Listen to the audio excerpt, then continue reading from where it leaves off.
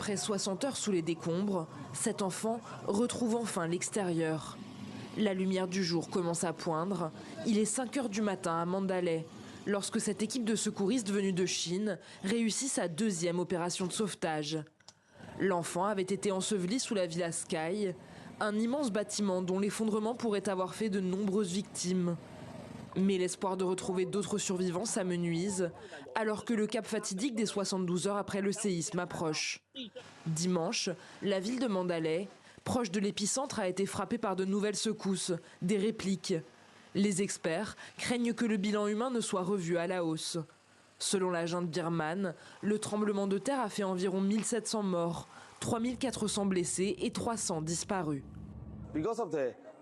En raison de la puissance du séisme, certains sous-sols se sont effondrés et c'est là que sont piégées certaines personnes. Donc nous identifions ces gens, où sont les disparus, où sont les personnes piégées. Les pompiers, l'armée et d'autres représentants des ministères travaillent pour sauver autant de vies que possible. Dans le même temps, nous avons des dégâts dans certains hôpitaux, donc pour le moment, la situation est très chaotique. La Chine a annoncé une aide d'urgence de 13,8 millions de dollars, tandis qu'Hong Kong en a débloqué 3,5 millions et que la Corée du Sud promet 2 millions. Des secouristes venus du monde entier accourent dans le pays. L'OMS a lancé un appel pour récolter en urgence 8 millions de dollars. Nous continuons de mener une évaluation rapide des besoins, mais nous savons qu'il s'agit d'une catastrophe absolue pour les enfants et leurs familles à Mandalay.